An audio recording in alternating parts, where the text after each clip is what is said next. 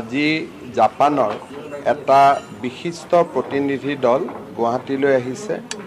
তাত ভাৰতত থকা জাপানৰ ৰাষ্ট্ৰদূত আৰু জাপানৰ কেইবাটাও গুৰুত্বপূৰ্ণ উদ্যোগৰ লগত জড়িত বিষয়াসকল বা উদ্যোগপতিসকল আৰু জাপানৰ কেইবাগৰাকীও বুদ্ধিজীৱী আজিৰ সভালৈ আহিছে।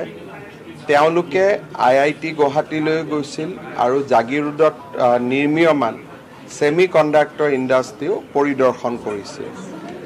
মই ভাবোঁ যে এডভান্টেজ আছাম আৰু ইয়াক অসমক কেন্দ্ৰ কৰি ভাৰতৰ উদ্যোগপতি জাপানৰ উদ্যোগীসকলৰ মাজত যি উৎসাহ উদ্দীপনা দেখা গৈছে, সিয়ে অনাগত দিনসমূহত অসমক ঔদ্যোগিকৰণৰ দিশত ক্ষিপ্ৰ গতিত আগুৱাই লৈ যাব।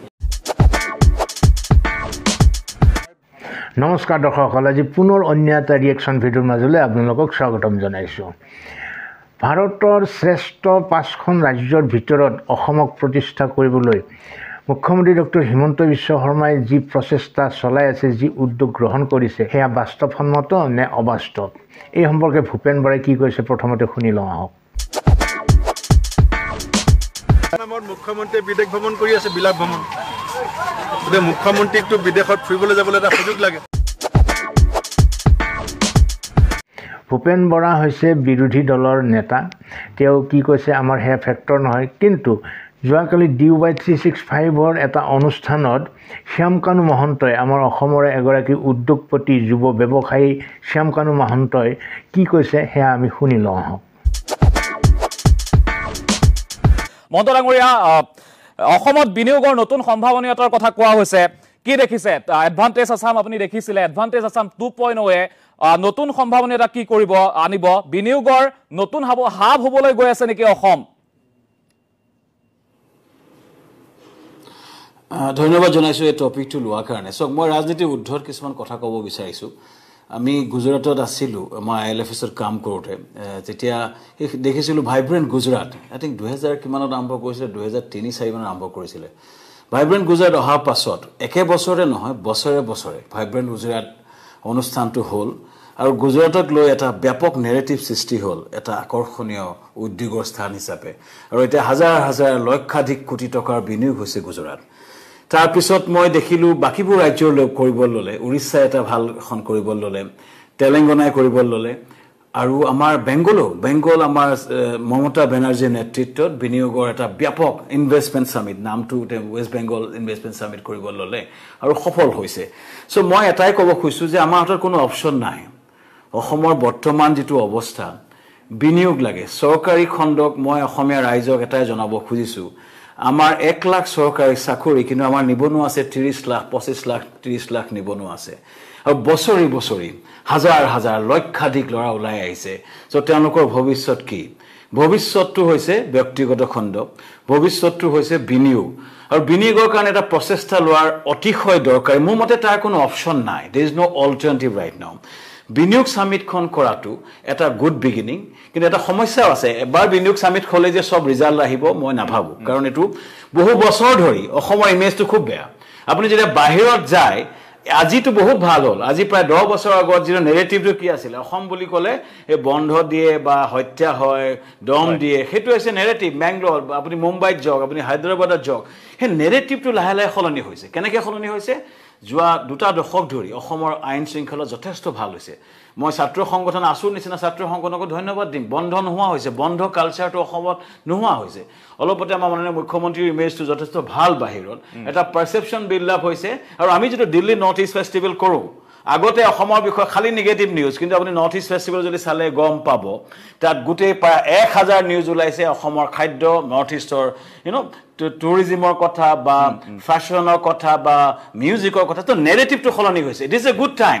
এতিয়া হৈছে বিনিয়োগ ছামিটত কি হ'ব? প্ৰথমবাৰ ইনভেষ্টমেণ্ট ছামিট হ'ল, তাত 10,000 কোটিমান বিনিয়োগ হৈছে, ব্যক্তিগত খণ্ডতকৈ পাব্লিক ছেক্টৰ হৈছে, কিন্তু বিগিনিংটা হৈছে, এটা আৰম্ভণি হৈছে। কিন্তু যোৱা এই 2018ৰ পৰা এই 2025 7 বছৰত অসমৰ পৰিস্থিতি বহু সলনি হ'ল। মই কিন্তু ৰাজনীতিৰ ঊৰ্ধৰ এটা কথা কৈছোঁ, এই কথাখিনি হৈছে যোৱা আজিকালি গুৱাহাটীৰ পৰা দিল্লীলৈ 25খন ফ্লাইট আছে, আৰু আমাৰ যিটো আইন শৃংখলা পৰিস্থিতি দিল্লীতকৈ কোনো গুণে বেয়া নহয়। চ' ইটছ এ হাই টাইম এটা ডাঙৰ বিনিয়োগ অনাৰ এটা প্ৰক্ৰিয়া কৰা চ' টাটাৰ যিটো ইনভেষ্টমেণ্টটো হ'ল ছেমি কণ্ডাক্টৰ ২৭,০০০ কোটি বিনিয়োগৰ পাছত এটা আগতে আমি যেতিয়া যাওঁ আমাক কয় কোন জায়গা অহা ছোটা মোটা ইনভেষ্টমেণ্ট ৫০০ কোটি মেক্সিমাম ১০০ কোটি আমি ১০০ কোটি ইনভেষ্টমেণ্ট হওঁতে বিৰাট উৎফুল্লিত হৈছিলোঁ যেতিয়া ২৭,০০০ কোটি বিনিয়োগ হ'ল পাৰচেপশ্যনটা হ'ল যে অসমত ডাঙৰ বিনিয়োগ হ'ব পাৰে চ' মই ভাবোঁ যে এইটো সুবৰ্ণ সময় কাৰণ টাটাৰ কথা কৈ পেলাই আমি বেলেগক ক'ব পাৰোঁ যে টাটাই বিনিয়োগ কৰিছে আমি কিয় বহুতে দুখ কৰি থাকে শ্যামকানু মহন্ত ডাঙৰীয়া বহুতে দুখ কৰে যে বিশেষকৈ ষ্টাৰ্টআপ এণ্ড এণ্টাৰপ্ৰেনিয়ৰশ্বিপ যদি কওঁ উদীয়মান উদ্যোগপতিসকলৰ বাবে এখন বিশেষ মঞ্চ বুলি ক'ব লাগিব কিন্তু বহুতে দুখ কৰে যে আমাৰ যিসকল ক্ষুদ্ৰ ব্যৱসায়ীসকল আছে বা তেওঁলোকক বিনিয়োগ কৰিবলৈ ৰিস্ক ল'বলৈ আচলতে বিনিয়োগকাৰীসকলে বেয়া পায় অসমৰ ক্ষেত্ৰত মই বহুখিনি অভিযোগ পাইছোঁ তেনেকুৱা এই ক্ষেত্ৰত আপুনি কি ভাবে মইতো আহিম সেইটো মই কৈছোঁ তাত নিগেটিভ পইণ্টটো অসমৰ মই কৈছোঁ অসমত যেতিয়া বিনিয়োগ কৰিব বিচাৰে অসমৰ সমস্যাটো হৈছে মাটি নাই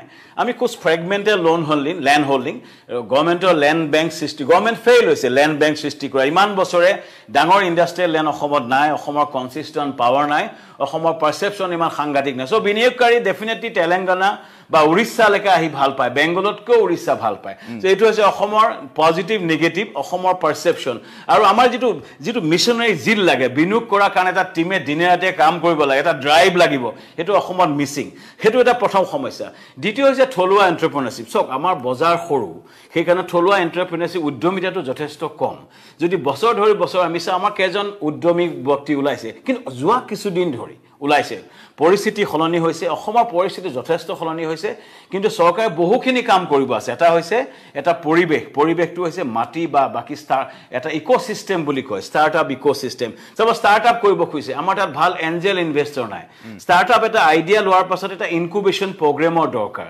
ইনকুবেশ্যন কেনেকৈ এটা আইডিয়াটো কেনেকৈ কমাৰ্চিয়েলি ভাইবল কৰিব পৰা যায় তাৰ কাৰণে এটা ইনকুবেশ্যন প্ৰগ্ৰেম থাকে আপুনি দিল্লীত থাকিলে বেংগলোৰত কিছুমান এঞ্জেল ইনভেষ্টৰ থাকে অসমত এইটো নাই তাৰপিছত ভেঞ্চাৰ ফাণ্ডিং আছে অসমত যেনিবা নেটফি টাইপৰ অনুষ্ঠান আছে এটা ষ্টাৰ্টআপ কৰিবলৈ যিটো ছাপৰ্ট ছিষ্টেম নাই আমাৰ অসমৰ ক্ষুদ্ৰ উদ্যোগী গমেই নাপায় যে ইমান স্কিম আছে আজিকালি গভৰ্ণমেণ্টৰ MSME আণ্ডাৰত বহুত স্কিম আছে আপুনি যদি শিৱসাগৰ গাঁৱৰ ল'ৰা এটা সোধে বা বৰপেটা গাঁৱৰ ল'ৰা ক্ষুদ্ৰ উদ্যোগীবোৰক কৰে ইনফৰ্মেশ্যন গেপ এটা আছে বহু আমাৰ ল'ৰা ছোৱালীক এম্পাৱাৰ কৰাত আমি ফেইল কৰিছোঁ আমি মানে চৰকাৰ ফেইল কৰিছে আমি সকলো ছিষ্টেম ফেইল কৰিছোঁ চ' আমাৰ হাউটো কম যে ইমান প্ৰজেক্ট সেই এৱেৰনেছটো কম আৰু উদ্যমিতাৰ প্ৰসাৰটো কম কিন্তু অলপতে যদি চোৱা যায় আমাৰ ডেভিড গগৈ পেলনীয়া সামগ্ৰীৰ পৰা ইটা বনাই 100 কোটি টকালৈকে ফাণ্ডিং পাইছে সিদিনাখন আপুনি দেখিছে উপমন্য বৰকাটকী চাৰ্ক টেংকত গৈ পেলাই যথেষ্ট ফাণ্ডিং পায় নতুন জেনেৰেশ্যন চেঞ্জ হৈছে আৰু এইবোৰ আমিও বহুত ইনভলভ হৈ আছোঁ আমাৰ লগত এই বহুত ষ্টাৰ্টআপ ইনভলভ হৈছে মই এটাই কথা দিব বিচাৰোঁ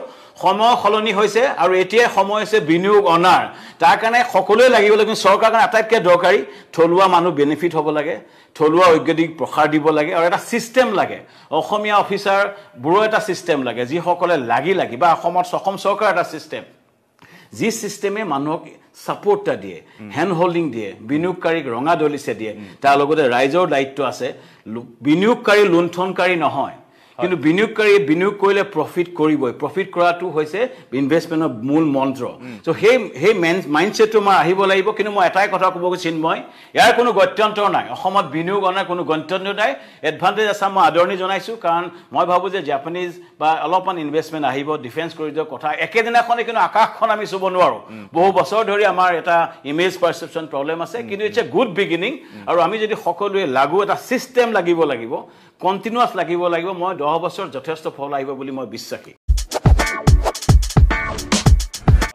দৰ্শকসকল শ্যামকানু মহন্ত আমাৰ মাজৰে এগৰাকী যুৱ উদ্যোগপতি তেওঁৰ কথাত জোৰ আছে তেওঁ অভিজ্ঞ এইবিলাক ক্ষেত্ৰত তেওঁ যিবিলাক সম্ভাৱনা ব্যক্ত কৰিছে আমাৰ কাৰণে সঁচা সেয়া আশাৰ সঞ্জীৱনী স্বৰূপ বাকী আপোনালোকৰ অভিমত কমেণ্ট বক্সলৈ গৈ ব্যক্ত কৰক ইমানখিনি শুনাৰ পিছত আৰু মোৰ নিজাববীয়াকৈ ক'ব লগা একো নাই বুলি ভাবিছোঁ আপোনালোকে আপোনালোকৰ মতামত ব্যক্ত কৰক কমেণ্ট বক্সলৈ গৈ অন্য এটা ৰিয়েকশ্যন ভিডিঅ'ৰ সৈতে আকৌ আহিম আজিলৈ এৰিছোঁ ভালে থাকক কুশলে থাকক ধন্যবাদ